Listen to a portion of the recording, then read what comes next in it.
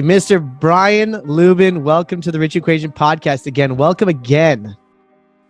Dude, I am so glad to be doing a repeat episode. We are back to back, and I am excited to get into it today and provide as much value as possible for the guests listening. And let's get to it. I want to say that you're the first repeat guest. I do. I think you're the first one. And I'm really honored that it's you, because when I spoke to you almost a year ago, you were living a whole different life. And today you were living out what you've designed for your life. And so I'm really excited to have invited you and go through this with you. Tell us firstly where you are in the world. First off, that's some cool perspective. I didn't even think about it like that. But the first time that me and you did an interview, it was the first or second podcast interview I think I'd ever been on. And I was still trying to get my story under me, and I was still trying to figure out like who I was and what story I wanted to tell and what value I had to provide. And now, yeah, you're right. Like, it has been a complete wild ride, but I am in the southern islands of Brazil. It's an island called Florianopolis off the southern coast. And I'm down here hanging out with the monkeys and the toucans, chilling in the jungle. And you got literally monkeys hacking into your house, stealing bananas. I saw a post on that a couple of days ago. That's so funny. It's insane. So literally there are monkeys that come up to my porch over here, and I'll feed them bananas, right? And they were like so cool. I named them Kevin in the family, and they've been so cool. Like, I'm like, okay, monkeys, now you don't want to touch them because they may carry some diseases, but not them. They seemed like clean monkeys until they just completely just went hood on me and just completely just broke into my house, breaking and entering. When I left, I go to eat lunch down the street, and my Airbnb host messages me and he goes, the monkeys are in the house. And this guy had broken through the window upstairs, came down with his entire family, opened up my fridge, took the bananas, ate all my food, and then went back out. So that's my Wednesday now in my life. I love that, man. I love that. Well, I really want to get into the journey. I want to have people hear about what you're doing. I want you to share what you're learning, what have been your challenges, and you're doing. I want to say that you're doing an absolute remarkable job of sharing your journey on Instagram, and people need to follow Brian if they don't already. You are such an inspiration. You're actually doing what you say you're going to do. And so just to give people a little bit of context, and then I want to get into the details of it. Brian was house hacking a year ago. And if you don't know what that is, he was basically living in a house that he owned so he could rent it to other people. And he was building income so that he could travel the world. And one day, I don't know, 3-6 months ago, something like that. About 5 months now. Yeah. He left the United States, and ever since he's been traveling. He hasn't stepped back in the United States since. And so a lot of people talk about doing this in their life, but Brian's doing it. And so what I want to talk about before we get into your trip is sort of some mindset stuff first, because I think that I want to go back with you 6 months. If you've been traveling for 5 months, I want to go back about 6 months. In the decision of going, and the limiting beliefs that showed up for you, what other people were saying to you. Because what I think there's a lot of value in your experience, and I got to be honest, it's super inspirational to me personally, because I think that it's easy to hear all of the stories of why what Brian is doing is not possible. I can't do it. I'm not going to do it. I don't have enough money to do it. I don't have enough freedom to do it. I don't have flexibility to do it. I have kids. I have this. I have the hundreds of things to show up on why what Brian is doing is not possible. So before we get into the lessons and the learnings of the actual journey, I want to get into the limiting beliefs before the journey started. So walk us through that. Walk us through sort of what showed up for you personally, what other people were saying to you, how you were dealing with that. So let's get down and dirty. I could write a whole book on that. I may end up writing a book on that. But there's a cool chapter in the book of personal finance, to use an analogy on top of a literal translation that I just said there. But there's a chapter in the book that is missed, that nobody really talks about. I think that we've really written a lot of content on the chapter of financial freedom. I think a lot of people, for the most part, have an understanding of what that concept is, what it looks like, what it tastes like. People have been doing it 4-hour work week came out, I think, 14 years ago. So people have been familiar with these concepts. Bigger pockets hit the scene. People started house hacking, buying duplexes, real estate investing. It's never been more accessible, and we've never been more in tune with our freedom than we are in present day reality and present day America. So people talk about how terrible life is, but this is the best time in the history of ever to be freaking alive, because a couple centuries ago, if you were born and you were a freaking blacksmith, you were going to be a blacksmith. Like, that's it. That's it. So we are getting free. People are, getting a better financial education than they had previously. We've got more power in our pockets right now than the president of the United States had access to back in 1997. So we're all informed. We have the information. We have the resources. And then people hit financial freedom, right? And then what? That's chapter 2. That I think is not talked about enough. And I want to be the person that talks about that kind of stuff, because I've accomplished what most people are trying to do in their entire lives. Damn right. And I did it.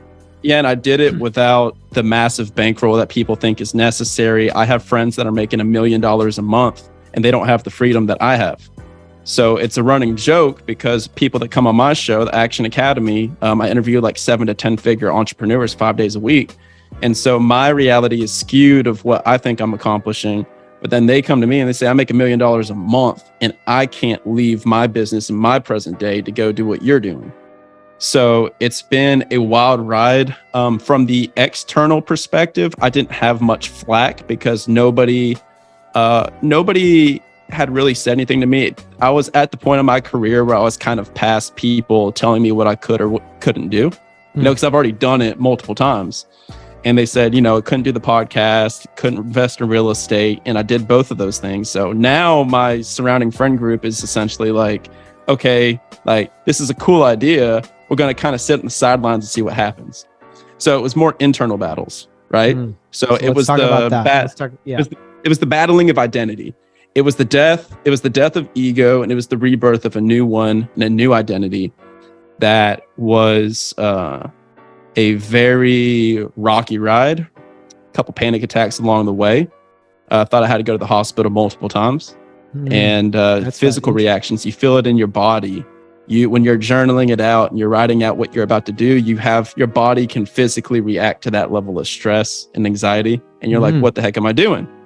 So for a context for people, I was leaving a job where I was, a top performer out of college. For the last 4 years, I've been making over $200,000 a year in that job. And it was a salaried position as well as compensation on top. But for me to leave that and leave the known world where I was dipping my toe into the pool of entrepreneurship, now I'm like, I'm going to dive in. And so I did that. And those first 3 months were a wild ride. That was actually worse than the leading up to it. Because what happens is, whenever you want something bad enough in your life, the universe, God, if you're religious, even if you're not religious, you will be tested. And I've seen this to be true over and over again. If you say you want something with all your heart and you're really willing to do what it takes, someone somewhere out there is going to say, okay, let's see if you're really about it. Right? So what ends up happening, and I'm sure some of you people can relate that maybe have made the plunge, I was making like $50,000 to $80,000 a month, January, February, March in my job, on top of all the extra income sources that were just kicking it. And I was just like, holy crap, I've got this. And then I leave March 17th and it's crickets for 2 months after that. So I was like, okay, all right, let's put on our big boy pants and make things happen. And so I'll get off the soapbox here and I'll let you kind of rein it in. But it was a really, really big battle with identity, killing the identity of the employee, going to the identity of entrepreneur and self-employed, asking the questions, why am I traveling? Being okay with the idea that I didn't have the answers that I was seeking when I was asking the question in present day. I have those answers 5 months down the road. But looking back, it was very much so being a plane taking off from a runway and going through that first layer of clouds and turbulence, to where you have no idea where you're going. You just know that you're going up in the general right direction, but you can't see to the left and right of you. And it's really shaky on the way up. So I'm finally at that period where I'm at 30,000 foot and I'm flying in clear skies and I can see the forest over the trees. but that was a process to get up here that was really rocky. And so I'll hop off now. Yeah, no. This is all good stuff. I mean, and there's so much, we can go deep in any of these things, which is why I kind of want to start at the beginning, because I think there's, again, for me selfishly, I think there's a lot of value in the mentality and the process of what you're doing here, because it's something that people strive for their entire life, and they don't do it until they can't do it anymore, right? So yeah.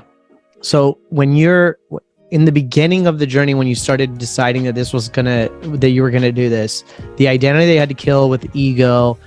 Who am I? I'm a guy who has a job. What am I gonna do if I don't have a job? What am I gonna do without the consistency of income? All of that.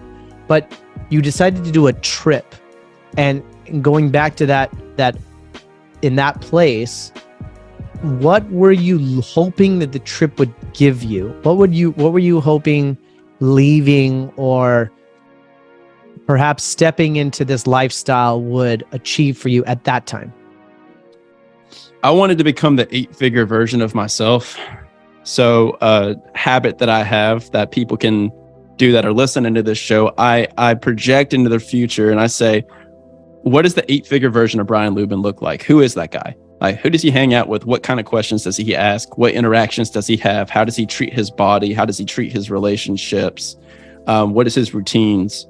What does this guy do? And I try my best to bring that guy into present day reality, because how do you reinforce a new identity?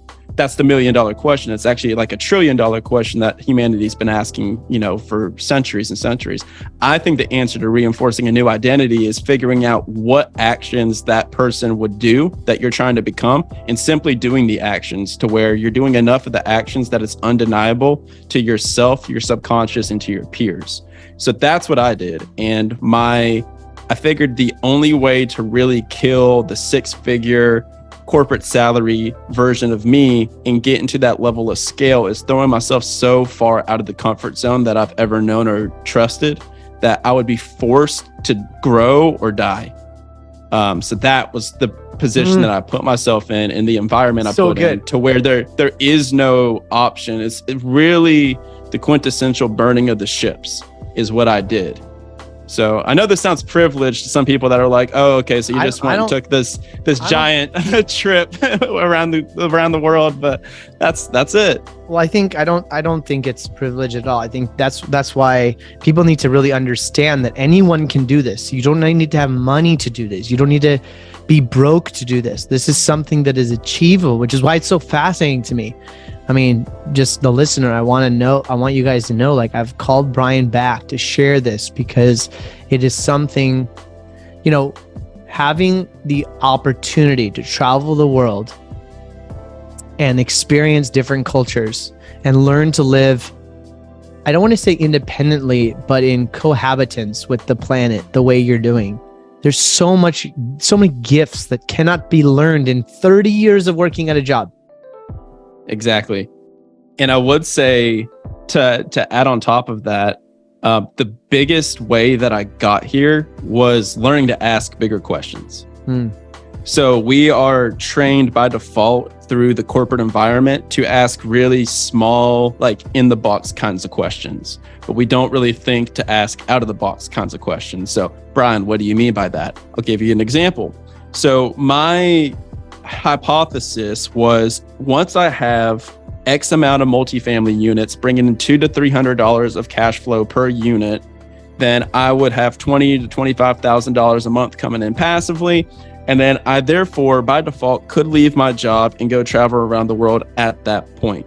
That was my one way of going there. I was locked into this vehicle and there was no other way possible, right?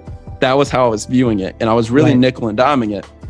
And I was saying, okay, this is how I'm going to do it. Now, how do we break down goals, right? I'm like, okay, this is how many units I need. I need to do this many per year, this many per quarter. This is my 5-year goal. And then I'm going to send out this many mailers. I'm going to analyze this many properties, like the bigger pockets method. But here's the reality of the situation, and that with the reality I know to be true. Instead of asking that, I got to the root of what I'm actually looking for. So am I looking for the vehicle, or am I looking for an end destination? So I was looking for an end destination. And so my end destination was, okay, stop thinking about how I get this through multifamily. Like, how do I get $20,000 to $25,000 coming through a month remotely, working for and with people I know, like, and trust? Like, that was the question that I changed to and shifted to. And then your once focus, your energy focus changed to be able to accomplish the same results, but in a different way. Result. But I was open to any other possibilities that would be coming in. All right. Because I can guarantee you, most of the people that are listening to this, 99 out of 100, if you do the vision work, if you do the vivid vision, if you write it out, if you do the affirmations, the journaling, you will have a scary success rate to the point where I would really be careful with what you put down and what you put out there, because you may get what you want and realize that that was the completely wrong thing to ask for. Or maybe even worse, you asked for something that was too small when you could have asked for something way bigger. You know, you asked for a nickel when you could have asked for $100 bill. But what I would say is, I'm so proud of you, man. That's such an important thing. People need to hear what he just said, right? Is that the power of manifestation. Be careful of what you wish for, because you may just get it and you could be wishing too small. So powerful. Yeah, that's pure think and grow rich. But then also, I can almost guarantee 99 out of 100 people would not get there the way that you thought you would get there. So for me, the Action Academy podcast, I created that pretty early on when we did our first interview. And now here we are. We're about to hit our 100th episode, 100,000 downloads. I do 5 episodes a week. And now my goal is to grow that to 1 million downloads a month within the next 2 years. And I'm going to do it. I don't know how I'm going to do it, but that goes to what we're talking about here, to where I created the podcast, and I'm doing the real estate, and I start asking that question. Okay, how do I generate $20,000, $25,000 a month? And I can do it anywhere, when I'm like literally in a job where I'm driving. I'm not in a remote position. I'm going to the office. I'm going in traffic, commuting 2 hours a day. Then after a couple of months of the podcast, I had one of my organizations reach out, Go Abundance, and they were like, hey, we got a bunch of people signing up from your podcast for Go Abundance. Like, you want to have like an affiliation here? And I was like, absolutely. And then I had one of my coaches that I'd hired previously. He reached out and he said, I just had like 10 people sign up for my coaching because of your podcast. You want to start a partnership? I said, absolutely. All of a sudden, I'm starting to print out like $9,000 to $12,000 a month from my podcast. And then you tack that on top of my real estate, which isn't much, but it was like 3,200. And now all of a sudden I've got like 15. I'm like, holy crap. Like, you're onto something. I think I can do this. Yeah. Now, January, February, and March. What do people do in January, February, and March, right? They set their goals, they set their intentions, they hire the coach, they join the mastermind because they're in change mode. So that was like more like $20,000, $30,000 a month. And then when I quit my job and I was like, okay, I've got this. This is sustainable. Then all of a sudden everything dried up. And I was like, okay, cool. So that's the universe testing me. But now I'm building on top of that. I'm doing this. So that's what I've been doing ever since. So just be really flexible in your approach. I love that, man. Let's talk about your trip. You've been in how many countries? You're in Brazil now. Tell me about the journey and what has been. Well, let's just talk about kind of where you've been so far. Woo! I need to get good at this for these podcasts, man. Yeah, man. Well, it's just so much change. So I went to Greece. I lived in Greece for a month. I lived in Barcelona for a month. I did Croatia. I did Switzerland. I did Budapest, Amsterdam. I did Belgium. Did a couple other cities in Spain. I did Germany. I did, where else am I missing? I did Italy. I did Portugal for 2 weeks. I did a week in the island of Madeira in Portugal. Now I'm in Brazil for a month, and then I'll go home. So I think about like 10. And was there any logic or in where you were going and why you were going there, or you were just kind of ping-ponging around where the world took you? It killed my girlfriend too, because she wanted everything planned out. I had no idea. So we would plan everything about a month in advance. I planned it a month at a time. I will say in July, I spent money like an asshole. So that was important, I think. So one of our friends, Mike Ayala, and a couple of their mentors of mine, I had front and center on my vision board for like 2 years. I had this picture of this specific hotel in Greece, in Mykonos. And it was, you swim out in over this like cliff and you see the sunset in the background. And I had that on my vision board, and I had it on my phone lock screen, and I wrote it in my vivid vision. And it was very important. But here's the kicker: like, it's like $2,000 a night. I was like, whoa, okay, I can't do this. Like, let me try to find something more affordable, cost effective. And then he goes, man, you can't nickel and dime Mykonos. It's like, listen, it's like, you're doing it, baby. Find the money somewhere else. He's like, you will figure it out down the road. He's like, for Greece, do Greece. It's like, you can save money down the road. And also at the end of the day, what's the worst case scenario? He goes, like, I promise you, when you're on your deathbed, you're not going to regret that time where you went to Greece and you actually like celebrated, right? So here's the good news. Here's the bad news. The good news is I went and it was a dream. It was a literal dream. Now, we didn't have luggage for 4 days in Mykonos, so we had to go buy stuff and buy clothes and everything. But it was everything that I ever wanted and more. We did Mykonos for 5 days, Santorini for 5 days. Then we did Paxos, and then we did the island of Crete for 2 weeks. So it's a running joke now where it's like, when I do a honeymoon, what the heck am I going to do? Right? Because we just did Greece for a month. But that's the good news. The bad news is after that was done, bam, depression. Like, Ooh, what do you what mean? now? Like, what now? Like, I did it. Who am I? Oh, Like, wow. So you achieved your vision board. You were there. You did it for a month. Now what? Yeah, who am I? Also, what do people care about? Like, when it comes to me, bam, ego talking. Ego has entered the chat, right? Because then, and I can only say this with the perspective of having battled it for the last like 4 or 5 months, right? So I've been dancing with ego for the longest time. And your ego is that voice that's it's like the governor between rational and irrational, between like real world and your perceived version of the world, right? And so for me, my ego was screaming at me and saying, oh, these people loved you for this whole trip and this journey to exit and go leave corporate America and travel the world. But then my ego started talking, and it was saying to me, but Brian, what happens when you're no longer traveling? You know, what happens when you're back in Atlanta doing these podcasts? Are people going to care? Like, you're not doing anything exciting anymore. Your trip's done. Yep. Like, what do you have to offer? The ego's a bitch. Yeah. And I'm thinking of that while I'm in Greece. Yeah. It's while amazing. I'm in it.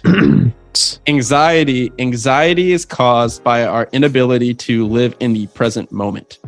Anxiety is only caused and it's manufactured by putting ourselves projecting into the future or living in the past and having a failure to live in the present moment. So I was projecting into the future. And I was like, holy crap, like, what am I trying to accomplish after this? Because now I've been working towards this big, hairy, audacious goal. And let's zoom out a little bit and bring it back to the people that are listening to this, that are driving in their car. Maybe they're at work, maybe they're at the gym. If you have not accomplished a big, hairy, audacious goal, a BHAG, and you haven't done that yet in your life, I will offer some words of wisdom because I've done it now 3 times. If you aren't careful with where you attach your emotions in the goal setting process, you will find depression once you have reached the summit of whatever mountain you're trying to climb. So you need to be careful with where you attach your emotions along the process, because if you attach your emotions to the summit, you will be lacking throughout your entire life, and that's a game that you're never going to win. But if you attach your emotions to the climbing process, that's a game that you can win throughout your entire life. And I think that's the secret to happiness overall. The journey, not the destination. Yeah, people say that all the time, but until you do it, because like I did it in my company when I was working, I made it to the top of the company. I won all the awards and I wasn't fulfilled. And I was like, I thought this was supposed to feel this certain way. Now what? And then I left my job and I said, I thought it was supposed to feel a certain way. Now what? So it's just, I think it's hilarious. What have you experienced? When I see, and I've been following your journey, and you, again, like I said earlier, you've done a miraculous job in documenting it so that people can follow you, share the journey with you, learn about the things you're learning about. What do you say in terms of, in order to have freedom, I should be able to live and go anywhere in the world and leave? Is that really freedom? I'm sure that, I feel like sometimes when we get stuck in our programs, for me, it's really easy for me to say, like, I need to leave. I need to go somewhere, whether it's a trip. Escape. Huh? Yeah. So you're asking the question, is it an escape or is it a relocation? Yeah. And so, I think in some way it's probably a little bit of both, but like, how can we mentally prepare? How can we mentally not look at it like an escape and say, look, it's a choice. We're doing it with intention and awareness, and we're not escaping anything. We're just doing it differently. I don't know if I'm asking the right question, but no, I got exactly what you're saying. So the advice that I would give is surrendering to the process and being aware that there are two processes to follow. So there's two different points there, right? So point A is the point that there are two different processes, and that is navigation versus acceleration. So as entrepreneurs, as business owners, or as employees, we're very used to acceleration. Work, put your head down and just grind. And then that's where we attach our value and our sense of self and our sense of worth. I am a hard worker. I work X hours, I make X money. I work harder, I work Y hours extra, I get Y extra money, right? So you need to decouple that. That's acceleration.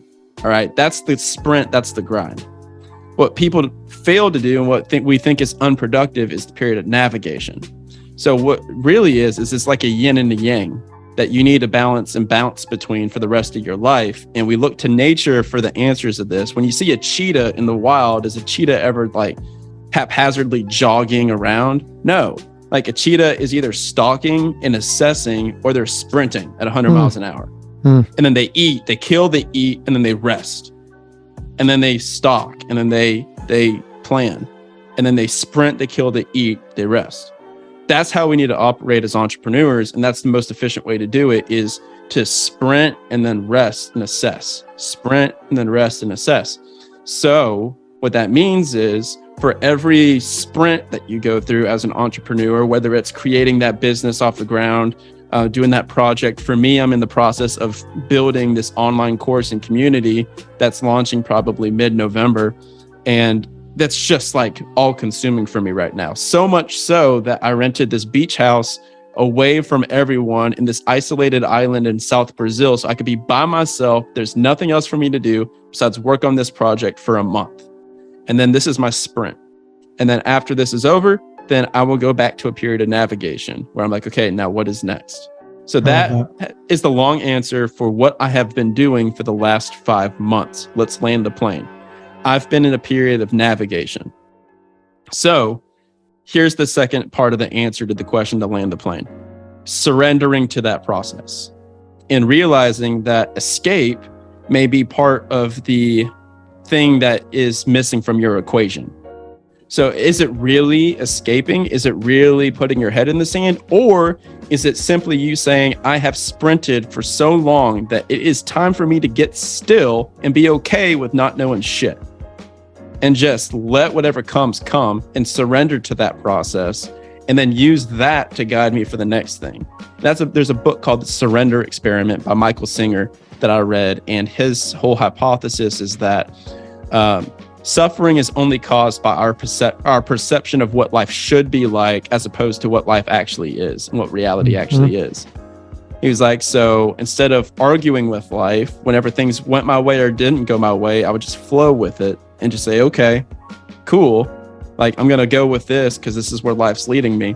And then that took him to be $1 billion CEO. So that's my hypothesis, is I'm just going to flow with life. All suffering comes from the resistance of what is. How are you looking to land the plane now? What's showing up for you as you end this journey in the next few weeks or next few months? Are you feeling sad that it's somehow over? Are you excited for the next chapter? What's showing up for you? So 2 key observations. One is the idea of beginning, middle, and end, like a story. It's the beginning, middle, and end of a chapter, but not the book. So while I realize that I'm ending this chapter for right now, who's to say that December doesn't come around and I want to fly and bounce around the United States? Yeah. or just like leave again. Because here's the thing, stretching your comfort zone is just the same as building a muscle in the gym. So you build that habit of resistance, of force resistance, repetitions, time under the bar, tearing down of what you had and what the version of you was to what the version of you is going to be, building the new muscle. And so now for me, stepping out of my comfort zone is a muscle that's so built that I almost feel weird being back in a comfort zone because it's been 5 months of exposure therapy. So I go home, and if you were to tell me, hey, let's go spend a month in Canada, maybe not in the winter, but you understand what I'm saying. So the second part of the question is, what's next, right? For me. So right now, what I did was I started asking bigger questions. And so my big question is, what would 8-figure version of me do? And to be 8-figure, 9-figure version of an entrepreneur, you need to provide value at scale to other people, and you need to be managing teams, and you need to have a marketplace that is bigger than just you.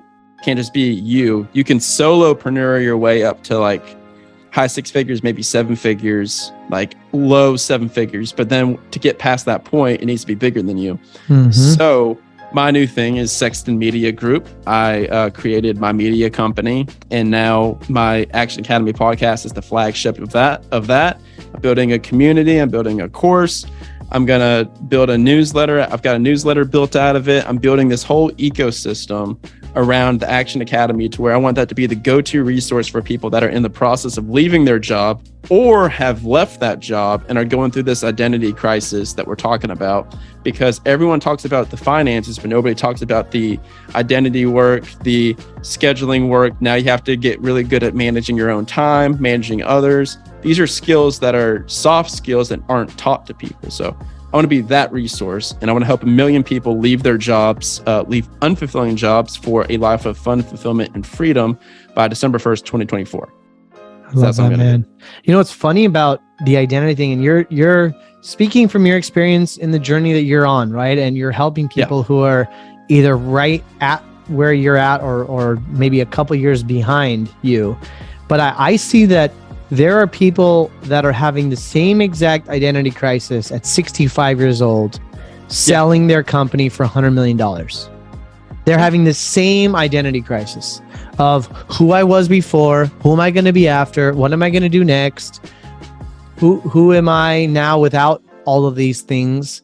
And so I think that I know that you're scratching on the right thing, because we are bred to be doers. We are going to accomplish, we're going to build, we're going to do things, but we often don't talk about who it is that we need to become, or who it is that we need to embody the future version of ourselves, or work through the identity or the ego. So I love the languaging, and I've said this before, that I really honor you doing this at such a young time in your career, or in life. I won't say career, but in your life.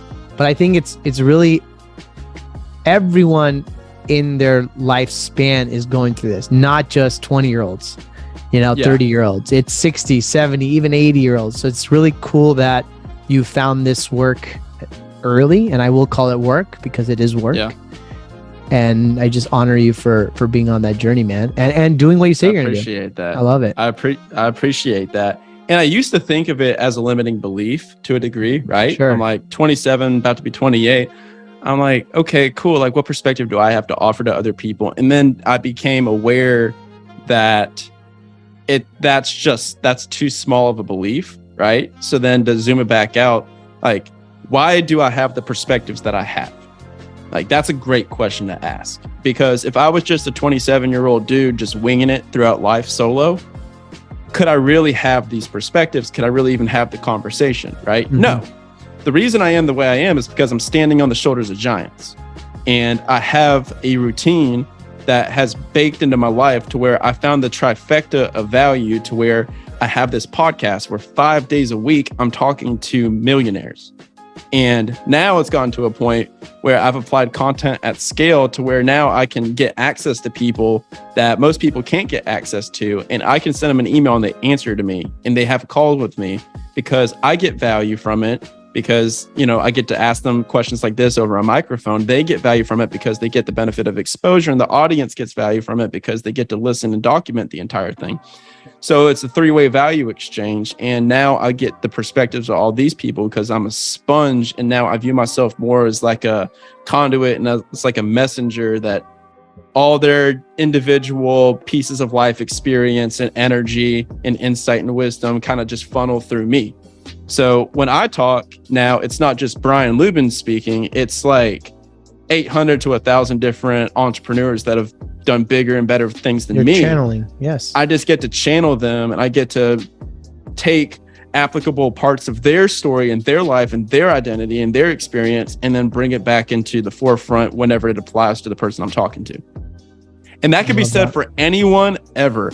Tony Robbins became Tony Robbins because Jim Rohn coached him, right? And then somebody coached Jim Rohn. And then Warren Buffett was Warren Buffett because he had his mentor take him under his wing. So it's just all a matter of paying it forward and just being really spongy and soaking up what people say and then internalizing it, and then also giving it back to others. And I'll get off my soapbox here with this final quote here, which is, I changed my perspective from that of being a cup that had to be filled and then pour out and then filled back up and then pour back out. When I changed the perspective of just cutting the bottom off of the cup, and then when I get poured into, it goes through me instead of to me, that's when everything changed. Powerful, man. I love it. How has your perspective of time changed? I think you're an ambitious guy. And I don't mean in your like travel schedule. I mean like you're an ambitious guy. You see things into the future. You really have a long-term perspective of what you want to accomplish in life. I'm sure you think in decades. Yeah. But traveling on the road for 5-6 months, and I'm kind of speaking for you here, but I'm sure that you've had no choice but to really find your presence and try to deal with the everyday moments as they show up for you, because they're different every single time. There's not as much routine as perhaps, living here. So there is no routine. Yeah, there's no routine. So tell me sort of what has changed in your perspective of time into the future. So time is an interesting phenomenon, because what we do, to go back to where you attach your emotions when it comes to terms of goal setting, what we do is we stretch out our windows of time to what we know to be true based off of our present day reality or experiences from the past. We tack 10% on, maybe 20% on top of that, and then we do that thing in whatever period of time we think is reasonable for that thing. So if our parents are multimillionaires and they did it by the time they were 40, then naturally you're going to say, oh, cool, I know the path to become a millionaire at 40 years old, right? That's status quo for you. So for me, once you remove that attachment, that emotional attachment to the end result of the goal, then it's like a cheat code, because now you've unlocked this process. Because what's the worst that's going to happen? You're going to fail at your goal and you're not going to hit the goal. Who cares? So that allows you to be more ambitious with what you try to fit into a shorter period of time. Yeah, that's where it applies. Because now I'm super ambitious. Now I want to build an 8-figure media company, $10 million plus in revenue by December 1st, 2024, in 2 years from scratch. Because the point of the goal isn't to hit the damn goal. The point of the goal is to become the type of person that's capable of hitting the goal. So how I view time now is like playing this fun game. Yes. So the irony is, I don't want to be worth $100 million, but I probably will be one day, because I don't want to be worth it. Yeah. I'll figure out how to do it by default. But it's just like, that's how I view time. And time will stretch or slow down. If you want a literal answer to how you can control time for people listening to this, the literal answer for that is experience and newness. Monotony is the accelerant of time. Newness and exposure and stimulation is the slower of time. So that's the literal answer. Stillness of time, slowing time down in the presence of it. Yeah. So if you really want to stop time to where you blink and it's been like a decade, right? That happens when you have monotony of schedule, and it's just rinse and repeat, same thing over and over every day. your brain stops paying attention, like your reticular activating system just hones in, and you stop receiving all this new information, and then time just goes like crazy. But whenever it's something new, and there's new challenges, new tasks, new languages, new experiences, new food, new schedule, that's when time slows down. So this 5 months, 6 months felt like 6 years for me. You know what's also true, and I'm sure you've experienced this, is that you actually probably are smarter today than you were when you left, because you're experiencing so many new things that your brain is creating new synapses than if you were just in 6-month routine. You're solving problems, you're trying to figure out what to do, you're having new experiences. Your brain is more hyperactive, more connected than it would have been if you didn't. It's fascinating. And another point on top of that is just time under the bar. So content, making content, producing content, yes, talking on podcasts, recording on podcasts, recording in front of video. What that does is it gets you more concise with your messaging, because it's very glaringly obvious whenever you make a mistake or whenever you ramble. So hopefully I didn't do too bad in this one. I try to have a beginning, middle, and end. You got a lot to share. You know, I've started to, on another side topic, I've started to like slow these conversations down, because there is so much to talk about, and there's all these guests have so much to share. So as we finish here, I'm glad we did this. I hope to do it again, because I want to follow you on your journey as you keep killing your future identity and building a new one. I really honor you for the bravery and the courage that it takes to do what you did. And hopefully a lot of people learn from that and follow in your footsteps, and just the way that you've done it and the grace that you've done it with. You should be really proud of yourself. And I appreciate you sharing, brother. I appreciate it, man. It means a lot.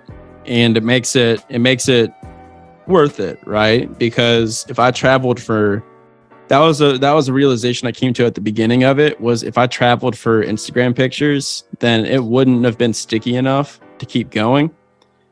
But when I started getting messages back from people and they're like, dude, like, this is inspiring me, what you're doing, like, this is getting me fired up, then that's what kept me going. So it's always just the process of just making it bigger than you, and thinking about how you can impact others. Because the last thing I'll leave people with is the fastest way to get what you want is helping other people get what they want at scale.